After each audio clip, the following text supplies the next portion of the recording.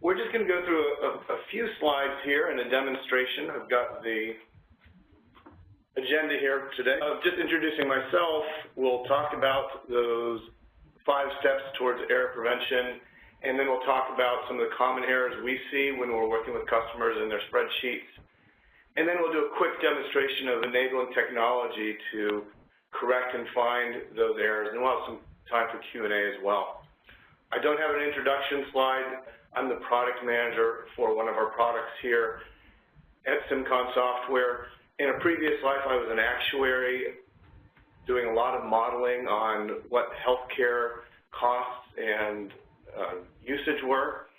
So I've spent a lifetime within spreadsheets, designing them, looking for errors, approving them, and trying to get the best results out of them.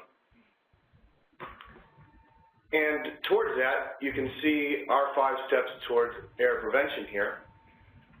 We'll go through those 5 in a reasonable amount of time.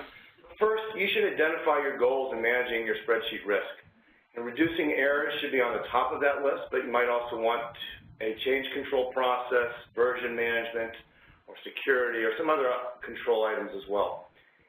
In creating your policy, you can rely on your experience internally within the company. There are several white papers that are publicly available, or in a large project, you might consider contacting a consulting firm.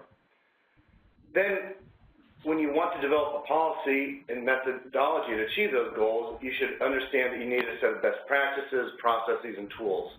Keep in mind that if your methodology creates a strain on spreadsheet users' ability to do their job, they will abandon the policy and assume that their spreadsheets are fine. Second, you should document your spreadsheet to know what their purposes are. So, who are the key users? How complex is it? Is it critical to your business? And your spreadsheet policy should have a mechanism to reassess that risk on a periodic, usually annual basis. If possible, get an inventory that's basic of your critical spreadsheet. Will have unintended consequences in those spreadsheets if something occurred.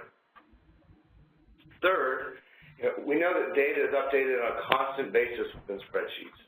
They're often used as an ad hoc ETL tool.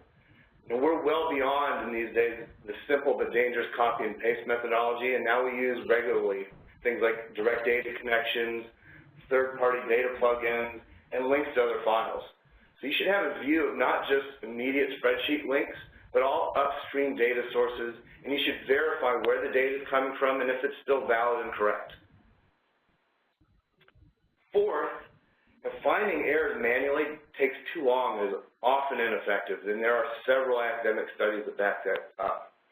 To discover errors that have long lingered in an age-old spreadsheet or creep into newly developed ones, a systematic approach is needed. So users should have the ability to discover errors while they are working, and they should have a means to report and share the final accuracy of their work. Last, since business critical spreadsheets are often an iteration of a template or previous period's work, it should be a common practice to compare the work in front of you to the previous iteration. You should view what has changed in data and calculations and results in order to have confidence in those results. The things to look for in those results that are unexpected or wildly different from previous work, you should maybe look for changes to the logic of the spreadsheet or in new data that doesn't seem in line with expectations. That's an overview of what we feel will lead a lot of our customers to error-free spreadsheets. And we're going to look at some of the common spreadsheet errors next, and after that, we'll see how enabling technology can help you with steps 2 through 5 on this list. And towards the 10 most common errors in spreadsheets, these are in no particular order, but they are things we often see when we're working with our customers. There are best practices around spreadsheets that talk about these as well. So the first are your link issues, and we talked a little bit about that when we were talking about error-free spreadsheets and understanding the data lineage. A couple of things we want to look at here where that might create an error are broken links You know, Excel may keep old values instead of showing you that you've got an error, or outdated links. And this is something you really have no visibility in. But there may be new upstream data in a linked spreadsheet or Access database or some other data source that's not flowed through to all your files and maybe your final summary file there. Second, we see a lot of complex formulas, and you know, these are most commonly nested if statements, and these are something that companies that I work with are paying a lot of attention to. And you've got an example there that I just drew up, which is really a logical nightmare. There's only one function being used, which is this if statement, but there are 4 of them, and there's really no way for my common brain, at least, to understand if I've got the right logic going there and then producing the right results. Another type of complex formula would be something that's not commonly used. And in the example I've got here, and there are plenty of them, like indirect formulas, but here I've got the payment formula, which is really just calculating what a payment is on a termed loan. But it's tricky here. So you've got to remember that that interest rate needs to be divided appropriately by the number of terms that the interest rate represents. And you have to understand what that 1 is, that last parameter is for. Not only do you have to understand what it's for, but whether you put a 1 there or 0 there. And I'll leave that as a discussion for another time. But just that specific formula alone is ripe for errors if not used properly. And then we see something like you see here, and where we've got multiple functions within a spreadsheet. There's, you know, this is pretty simplistic in the types of functions that are being used, but when I typed this in, the result was an NA error, but I really didn't know why. Is it because that left wasn't appropriate, like there weren't 3 characters, or the VLOOKUP didn't work? So when you use a lot of complexity within your functions, you're going to result in errors, and it's going to be hard to trace where those errors are coming from. So it's much better to, you know, have different functions in different cells and iterate your calculation. Now, everybody's familiar with these pound type of errors, you know, whether it's an NA like we just saw, a num error, a value error. And they're usually easy to spot in a nice simple spreadsheet, but we've got huge spreadsheets today, and it's impossible to sift through there to see if you've got some of those errors going on. And it's especially true if you aren't the owner of that spreadsheet. If you're just having to check a spreadsheet that your colleague created, or you've inherited a spreadsheet, you may have these errors and not even know it. Errors can also result from hiding information within the spreadsheets. And you can hide cells by making them invisible. You can hide rows and columns, hide sheets. You can use macros to hide sheets. And there's logic within those macros alone that's kind of hidden from the everyday user. And you can see the bullet point of where that's going to cause some problems, whether it is, you know, that you've forgotten about that information and you no longer remember to update it, you're not familiar with it, and so you don't even know that some of that information is there. And we've even seen a couple of instances where people hide things on purpose in a fraudulent effort within their own spreadsheets. So the most common information, or I'm sorry, common news that we see about spreadsheets in the public is that personal information is stored in a spreadsheet and it's somehow released to the public, whether a hacker gets a hold of it, like we've seen in a major movie company, or it just gets emailed out by an employee, and we say that all the time with, you know, that has got HIPAA information or salary information or Social Security information. And I see this in news stories 2 to 3 times a week. And you really want to be sure that if you're storing that information in a spreadsheet, that you've got it properly locked down, the people are aware of it, and it's not getting outside the company. Another error that we see is just throwing constants within a formula. This is just self-explanatory that, you know, if you're doing this, you are lending yourself to typos, you are lending yourself to forgetting that there's a constant in there, And it's really just a much better practice to throw those values into a cell and have your formula refer to them. You know, formulas that do not include the cells next to them can be a result of moving those formulas around or inserting rows or deleting rows and columns. However that happens, there's probably important data that's being missed in your calculation. And you should really look at all your formulas to make sure that they're including all the adjacent or abutting cells. Similarly, we often see users that for formatting reasons include a blank row or column somewhere within the range that they're calculating. And what can happen then is that somebody sees that row or column isn't being used as far as they know. They throw some data in there, and then the calculations that were using those cells before are thrown off. And then this is more around best practice, but we often see that, you know, there's a lot of intermingling of data and calculations, and you should really attempt to keep those separate within your spreadsheet, whether they're all in separate sheets or different parts of the ranges within a specific sheet. But you can see some of the consequences I've seen, you know, when the formula is within a range of value cells or vice versa. So maybe somebody overwrote a function within a bunch of formulas one time and then they forgot that they've done that. So we see that really often.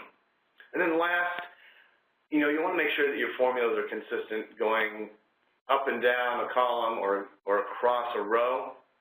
They should all be copies of each other.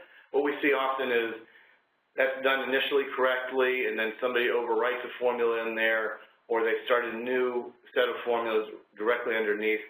And, you know, when you start to then adjust those formulas, you don't know which ones you're adjusting or copying properly, and you want to keep those well segregated.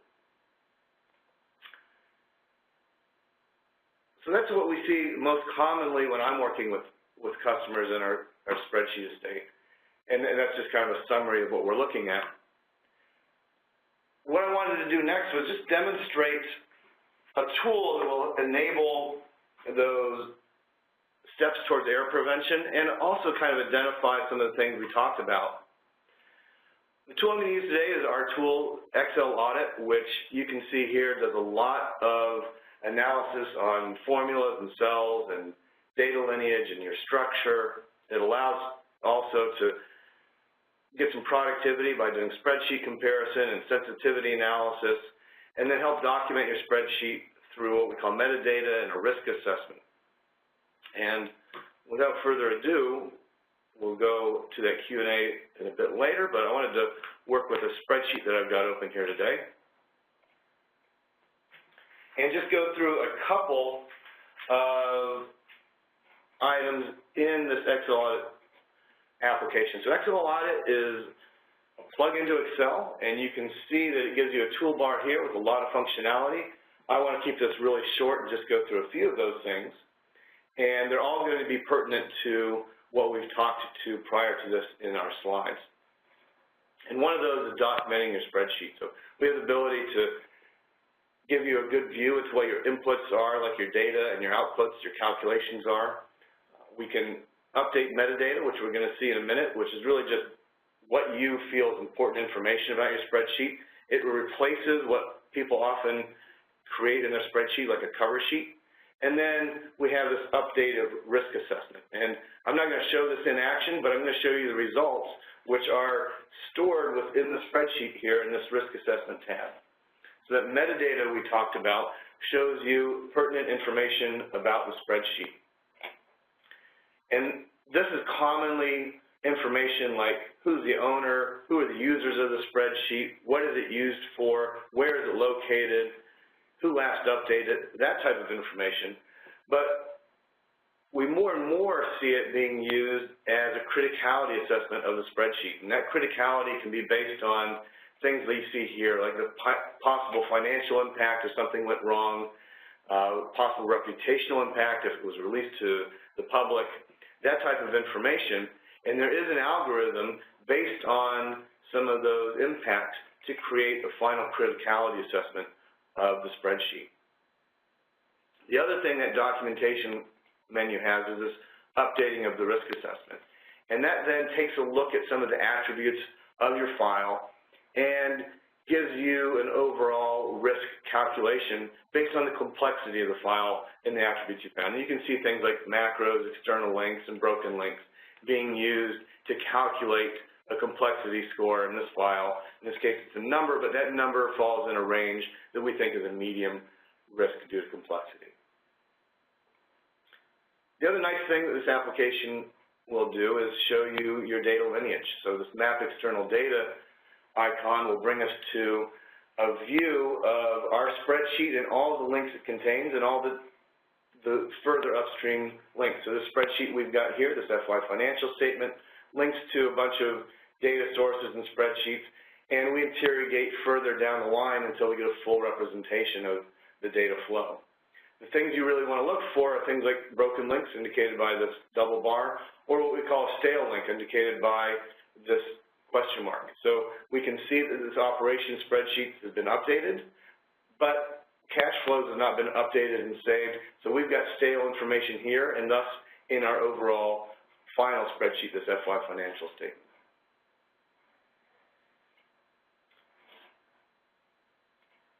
The next thing on our list was the systematic error discovery. And we feel that a user should be able to work with their spreadsheet, make updates, and check for errors on the fly. So there's a couple of ways to do that, and really all of them involve looking at the spreadsheet in a color-coded menu fashion so that you can immediately get an idea of if there are any possible issues within your spreadsheet. This analysis that I just ran just looks for a consistency within your formulas. And you can see something here where this one cell is sticking out like a sore thumb due to its different color in that column. And indeed, that's got a different range of calculation than everything else in that column. But you should also be able to then, when you're finished with a spreadsheet, do a very comprehensive error analysis and then create a report that allows you to give evidence to the fact that you've done proper error checking and maybe have a sign-off process in the middle of all that. So this workbook analysis allows you to do that comprehensive analysis on things like cells, formulas, structure. A lot of the things we just talked about in those top 10 lists are viewed here in the summary, as well as a couple more. So we've done some DBA best practice. And this just gives you a summary of things that were found within the spreadsheet. It tells you a little bit more information on the file as well, and then you can drill down into some of these items. So if you want to see, for instance, where do I have some invisible cells? I don't like people hiding data. I can see by sheet and cell address some of this information, and if I want to, I can drill right back to the original offending cell to see that somebody's got some white text and white background there. The last thing we talked about was being able to compare your spreadsheet to a previous iteration. So I'm going to do a quick compare here where I've got my spreadsheet in an August version of the same spreadsheet. And when I click compare, now I'm going to get a very automated way of seeing what the differences are between the two spreadsheets. And this is going to line up very visually so that I can see them, as well as give me a report of what those differences are. And the things, again, I may be expecting a lot of data changes, so I may be focused really on where the structural changes are. And all that's highlighted by color, so over on the left you can see the type of change, but you can see within the spreadsheet itself that I've got some color-coded cells, like, a value's been added here, a value's been deleted here, formula's been modified, a row's been inserted, and all that's available is a report down below as well. But it gives you a very visual way to see things, as well as a way to kind of sort and group things to look for the types of actions you wouldn't expect in a new iteration of the software. So that's our quick demo, and as I minimize that, I wanted to come back to our slides, and there is a link here, so you can go to simcon.com/free trial and download a 14-day free trial of that tool we were just previewing and take a look for yourselves within your own spreadsheets.